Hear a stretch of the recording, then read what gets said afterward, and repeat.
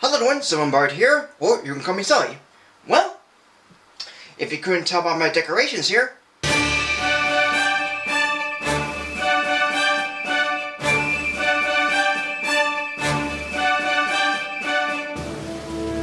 it's the 4th of July. I like to celebrate America's independence by reviewing a cartoon that's quite fitting for the holiday.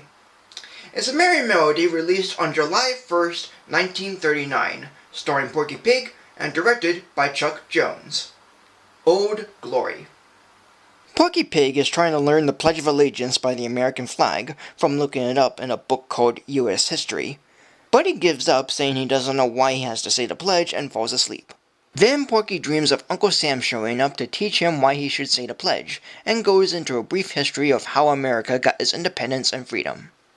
And when I say brief, I mean really brief, because the cartoon only goes over small key moments without going into too much detail, but mostly done in visuals. Not that it's a bad choice, but they could have either added more or explained what goes on. Yet the key moments the cartoon brings up includes a look at colonial America, Patrick Henry's ending statement to his "Give me liberty or give me death" speech, Paul Revere going out on his midnight ride, the signing of the Declaration of Independence, George Washington signing the Constitution, and the expansion of the American West. All of this is fine, but I felt the cartoon could elaborate more on some of this, even if some shots recreate the famous paintings of colonial America. Unless you're very knowledgeable in colonial history or have a basic understanding of it, some of what's shown in the cartoon is vague at best. But with that said, the other aspects of the cartoon are done alright. While it isn't all a funny cartoon, as this was during Chuck Jones' early phase of trying to be like Disney, with cartoons featuring Sniffles the Mouse and the like, there is only one gag that did get a laugh from me, yet a small one, is when Uncle Sam takes Porky's, I guess, soul during his dream, and also takes the book's soul too. So does that mean the book's part of Porky's dream, or did Uncle Sam come from the book, or what? Maybe it's part of Porky's dream, but seeing how Uncle Sam takes the book seems funny to me. Yet the rotoscoping looks pretty much alright. Sure, on occasion it's traced from a previous movie, or sometimes it might look awkward, where the men are standing still or it's sped up, but for a cartoon where about 90% of it is rotoscope, it's kind of neat to see with its bold colors. Even with Uncle Sam dressed in red, white, and blue. Even Porky has the same color scheme and is akin in this.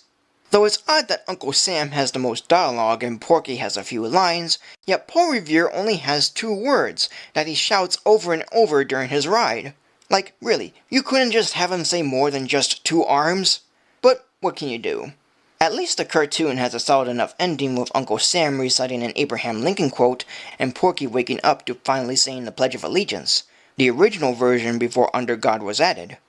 And the actors voicing the characters, for being in a very brief list, did a fine enough job. Mel Blanc voices Porky Pig, John Deering voices Uncle Sam, John Littell, as an archive sound, is Patrick Henry, and Shepard Strudwick voices Paul Revere. As a whole, this cartoon is alright. The characters, though very few, are okay for what they offer. The story, while simple, is okay, and the animation is kind of good. Director Chuck Jones, or credited back then as Charles M. Jones, did a nice job of presenting American history with little to no dialogue, rotoscoped animation, Uncle Sam, and one Looney Tunes character, Porky Pig. As one of Jones's last serious cartoons that at the time mimics Disney, it of course has not many jokes except for one visual gag, and was the longest cartoon at 9 minutes. Even though Chuck Jones with his animation and comedy has gotten better with the rise of World War II, this one cartoon isn't bad, yet it isn't good.